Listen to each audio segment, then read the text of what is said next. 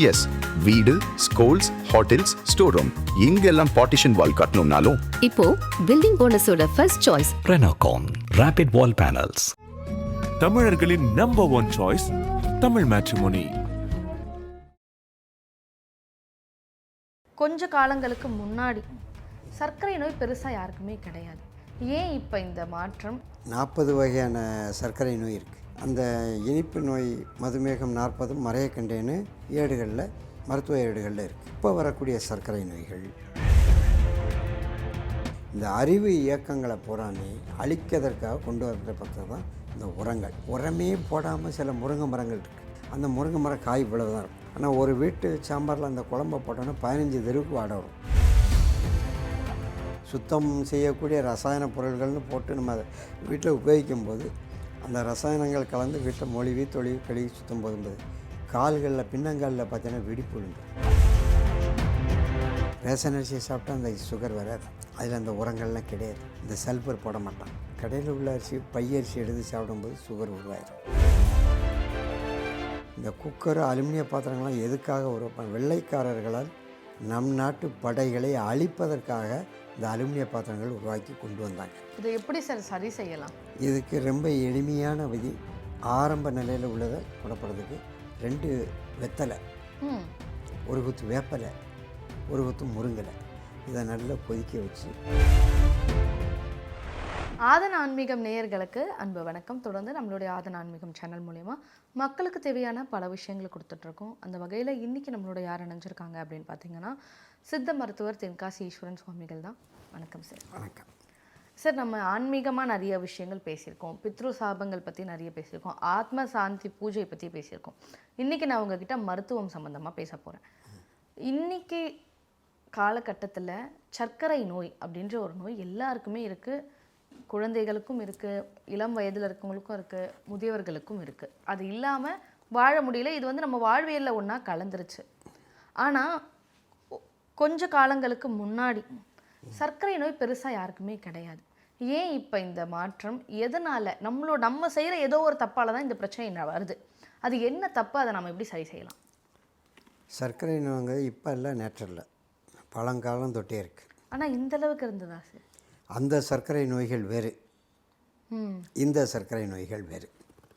அப்போ மதுமேகம் 40 மறையக்கண்டேன்னு சில மொழிகளை பற்றி சொல்லி சித்தர்கள் எழுதி வச்சுருக்காங்க. அந்த மதுமேகம் அப்படின்றது மதுமேகம் 40 வகையான சர்க்கரை நோய் இருக்குது. ஓ, மதுமேகம்ன்றது சர்க்கரை நோய். சர்க்கரை நோய். மதுங்கிறது இனிப்பு, நோய்ங்கிறது இனிப்பு நோய். அந்த இனிப்பு நோய் மதுமேகம் 40 மறையக்கண்டேன்னு ஏடுகளில் மருத்துவ ஏடுகளில் இருக்குது.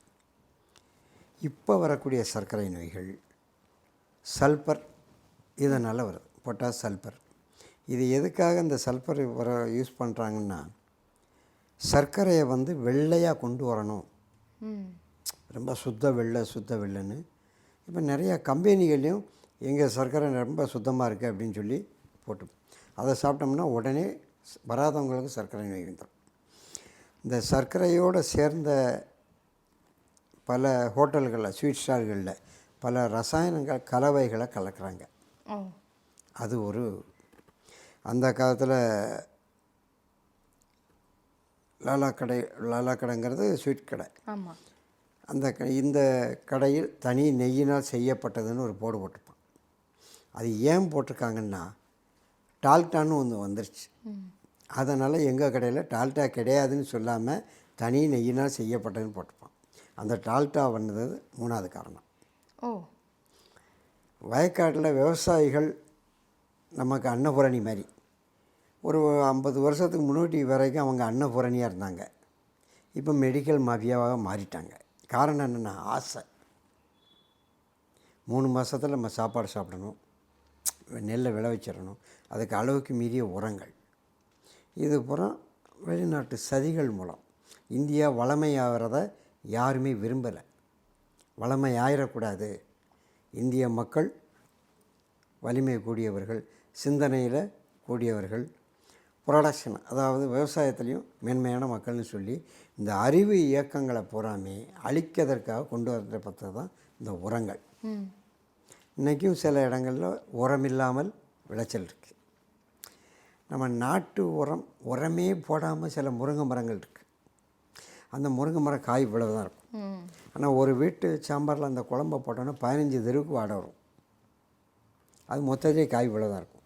உடம்புக்கு நல்ல சத்து, நார் சத்து. அது அப்படிப்பட்ட உரங்கள் போடாத காய்கறிகள் நம்ம உடம்புக்கு நல்ல பலனை கொடுத்துச்சு. அந்த காலத்தில் வீட்டுக்கு பின்புறத்தில் தான் பாத்திரங்கள் கழுவாங்க. அந்த இடத்துல தான் இந்த முருங்கை மரம் இருக்கும். அந்த இடத்துல முருங்கை மரம் இருக்க இந்த சாம்பல் இம்பல்லாம் பட்ட உடனே அந்த மரத்தில் அந்த மசுக்கட்டைங்கிறது வராது.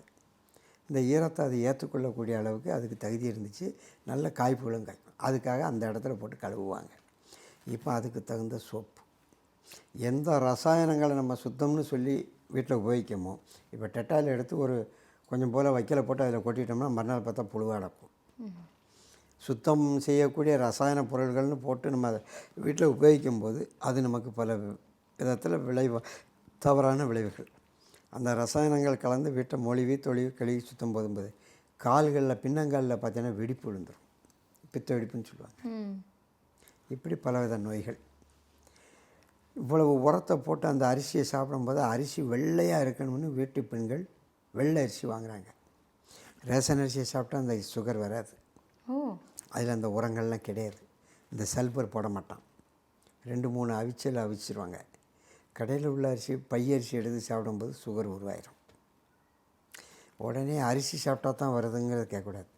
பஞ்சாபில் அவன் கோதுமை சாப்பிடக்கூடியவன் ஊசி போட்டுக்கிட்டு இருக்கான். அவனுக்கும் வரத்தான் செய்யுது. சுகருங்கிறது அதனால் வரல, உரங்கள்னால வருது. அடுத்தபடியாக என்னென்னு கேட்டேன்னா குக்கர்.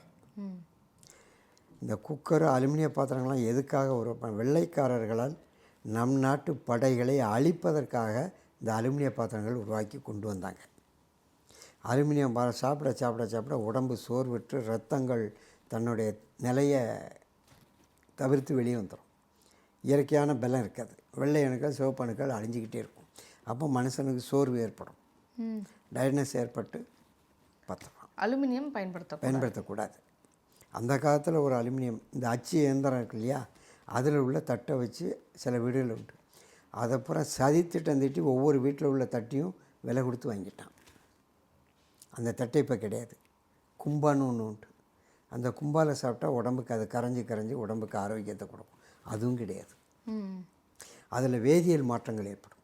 இவங்க உப்பு புளி கலந்து அந்த சாதத்தை அதில் விட்டு வைக்கும்போது அந்த ரசாயனங்கள் வேதியியல் மாற்றமாகி உடம்புக்கு பலத்தை கொடுக்கக்கூடிய அளவுக்கு அந்த பாத்திரங்கள் இருந்துச்சு. இன்றைக்கி அப்படி கிடையாது. இப்போ வரக்கூடிய கும்பாலையில் அது கிடையாது. அதுவும் போக இந்த சுகர் வியாதி அதிகமாக இப்போ வர்ற காரணம் சாப்பாடு. கண்ட இடங்களில் சாப்பிட்றது. இதுதானால தான் இந்த சுகர் வருது. அந்த காலத்தில் அதுக்கு மருந்துகள் இருந்துச்சு. இப்போ அதுக்கு மருந்துகள் கிடையாது. Okay sir. இப்போ நம்ம சுகரை தடுத்துடணும், வரவே கூடாது அப்படின்னா அதுக்கு மருந்துகள் இல்லை அப்படின்னு நீங்கள் சொல்லி இருக்குது. சுகர் வராமல் போயிடும். சுகருங்கிறது நோய் கிடையாதுமா. ஓ, முதல்ல சுகருங்கிறது நோய் கிடையாது. அது ஒரு தீமையான பண்பை கொண்டது. இந்த சல்பர் பூராமே அந்த இடத்துல போய் குடலில் போய் ஒட்டிக்கிடும். நீங்கள் இப்போ இந்த கடைகளில் இப்போ உள்ள பாக்கெட் பாலை சாப்பிட்டோன்னே நாக்கில் ஒட்டுது இல்லையா, அதை மாதிரி அந்த சல்பர் அதில் போய் ஒட்டிக்கிடும். ஜீரணமாகக்கூடிய பிரிக்கக்கூடிய தன்மையை அதுக்கு எடுத்துரும். அப்போ அது இப்போ அந்த சிறுநீரகத்தில் பிரிக்கக்கூடிய இது பூராமே சிறுநீரகத்தில் போய் நின்று அடிக்கடி யூரின் வரும். அதுக்கப்புறம் அந்த கிட்னிலேருந்து பிரிக்காமல் இருந்து உடம்புல ஒவ்வொரு மாற்றத்தை கொடுக்கும். உடம்புக்கு சத்துங்கிறது ஏறாது. உடம்பு மெலிஞ்சிக்கிட்டே இருக்கும். எதிர்ப்புத்தன்மையை கொடுக்காது. அதனால் ஸ்கின் டிசீஸ் வர ஆரம்பிச்சிடும். இப்படி ஒவ்வொரு நோய்களை இது உருவாக்கும். இதை எப்படி சார் சரி செய்யலாம்? இதுக்கு ரொம்ப எளிமையான விதி. ஆரம்ப நிலையில் உள்ளதை குணப்படுறதுக்கு 2 வெத்தலை, ஒரு குத்து வேப்பலை, ஒரு குத்து முருங்கலை, இதை நல்லா கொதிக்க வச்சு வடிகட்டி வெற்றிலை, வேப்பலை ஒரு குத்து, முருங்கலை ஒரு குத்து, இதை போட்டு நல்லா கொதிக்க வச்சு சாப்பிட்டோம்னா கண்ட்ரோலாக இருக்கும். அதுக்கப்புறம் கண்ட்ரோலாக இருந்துக்கிடணும். அதுக்கு மேற்பட்டு பெரிய அளவில் வந்தால் அதுக்கு மருத்துவம் நேர்முகமாக வரணும். அதில் உள்ள மருத்துவத்தை வெளியே சொல்ல முடியாது. அது நேர்முகமாக வந்தால் அதுக்கு குணப்படுத்தக்கூடிய ஒரு தன்மை உண்டு. அதுபோக சிலருக்கு நோய்கள் 3 வகையாக பிரிக்கலாம். ஊழி நோய்ங்கிறது பித்திருகள் சம்மந்தப்பட்டது. கர்ம நோய்கள்ங்கிறது அவன் செஞ்ச சம்மந்தப்பட்ட. பாவம். இது வந்து செயற்கை நோய். ம். இயற்கை நோய் கர்ம வினைகள். இப்போ வரக்கூடிய சர்க்கரை நோய் எல்லாமே வந்து செயற்கை நோய் தான். செயற்கை நோய் உருவாக்கப்பட்டது. ம். அடுத்தாக்கில் இப்போ ரசாயனங்கள் கலந்த உணவுகள். பல இடங்களில் நாள்பட்ட கோழிகள், இந்த கோழி ரொம்ப நல்லா இருக்கும்னு விளம்பரம் பண்ணுறாங்க. இப்போ என்னுடைய ஃபோன்பேயில் கூட அது வருது. இந்த கோழியை காமிச்சு அவன் விளம்பரம் பண்ணிக்கிட்டு இருக்கான்.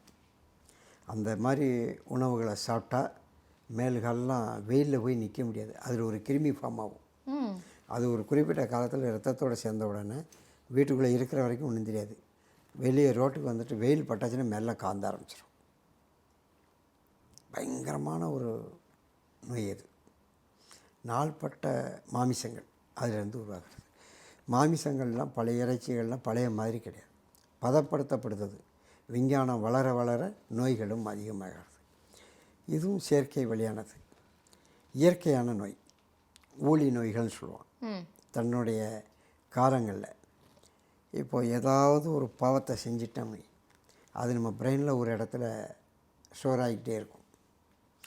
இவனுக்கு காலகட்டங்கள் எதிர்ப்பதமான கிரகாதிபதிகள் வரும்போது அந்த நோய் வெளிப்படும்.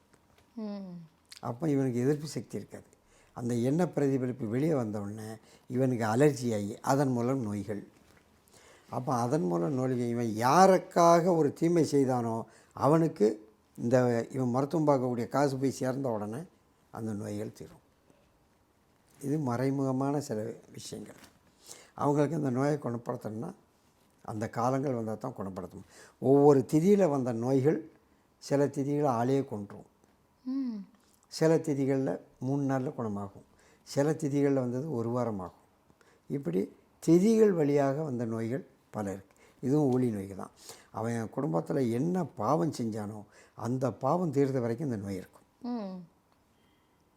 இது இவனுடைய புண்ணிய காலத்தில் வராது. புண்ணியம்லாம் கரைஞ்ச போகும்போது இவனுக்கு எதிர்ப்பதமான இப்போ வேறு ஒரு ராசிக்காரனுக்கு ஒரு சனி தசை கேடு திசையில் வருது, இல்லை ராகு கேது திசைகள் வருது. அப்போ இவனுக்கு நோய் உற்பத்தி. ராகு கேது இவனுக்கு ஆட்சிக்கு வந்தால் இவனுக்கு ஸ்கின் டிசீஸ், அதாவது தோல் வியாதிகள் வரும். அப்போ பித்திருதோஷத்தினால் தான் வரும். அதே மாதிரி சனி திசையில் நோய் வந்தால் அங்கப்பலகீனம் ஏற்படும்.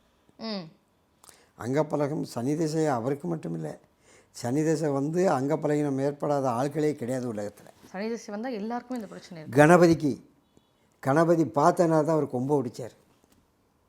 அதனால் அதுக்கு நம்ம மகாபாரதம் கிடச்சிது. முருகதனை பார்த்ததுனால நவபாசனம் கிடச்சிது. அதனால் பல நோய்கள் தீர்ந்தது. சிவபெருமானை பார்த்ததுனால அன்னபூரணியுடைய அருள்கள் கிடச்சி நமக்கு பல வருது. பிரம்மாவை பார்த்தாரு, மகாவிஷ்ணுவை பார்த்தாரு. மகாவிஷ்ணுவை பார்த்தாரு ஒரு அவதாரம் எடுத்தார், பன்றி அவதாரம், வராக அவதாரம் எடுத்தார். பிரம்மாவையும் பார்த்தார். சனியே சனி திசையை பார்த்தார்.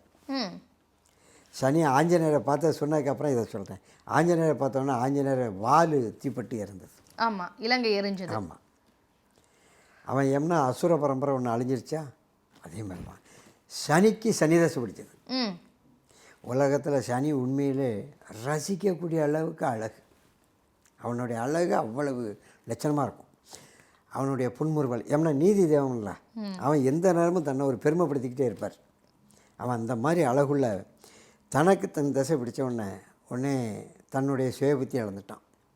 ஒரு சுயம்பு லிங்கத்து மேலே போய் காலை வச்சு உலகத்திலே அழகாக நான் தான், நீ சாதாரண ஒரு மொட்டைக்கல்லுன்னு சொன்ன உடனே சிவபெருமான் பார்த்தாரு. என்ன ஏதுன்னு பார்த்தோன்னே இவனுக்கு சனி தசை பிடிச்சிருக்கு. அந்த காலை இப்படி பின்ன வச்சுட்டார். சனி முடவன்னு சொல்லுவாங்கள்ல, அதுதான் காரணம். சனாதன தர்மத்தை பொறுத்த மட்டும் எல்லாருக்கும் சமநீதி தான். இறைவனுக்கு ஒரு நீதி கிடையாது, நமக்கு ஒரு நீதி கிடையாது. இறைவனுங்கிறது பஞ்சபூதங்கள். அதில் முதல்ல சிவன், அதுக்கப்புறம் பரமேஸ்வரன். இப்படி ஒவ்வொருத்தரும் அந்த சிவகதியை அடைஞ்சு தான் ஆட்சிக்கு வந்து மக்களை காத்துக்கிட்டு இருக்காங்க. இவங்கள்லாம் மனித பிறவி தெய்வ சக்தி அடைந்தவர்கள்.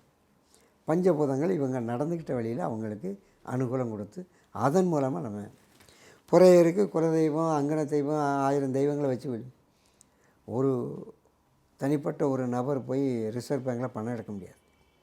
ரிசர்வ் பேங்க் தான் சிவபெருமான். பல வங்கிகள் இருக்குது. பல வங்கிகளில் பல மக்கள் பணம் எடுக்கிற மாதிரி தான் பல இடங்களில் உள்ள தெய்வங்களை பல மாதிரி வணங்கிடுது. மருத்துவத்தினுடைய சூத்திரமே இதுதான்.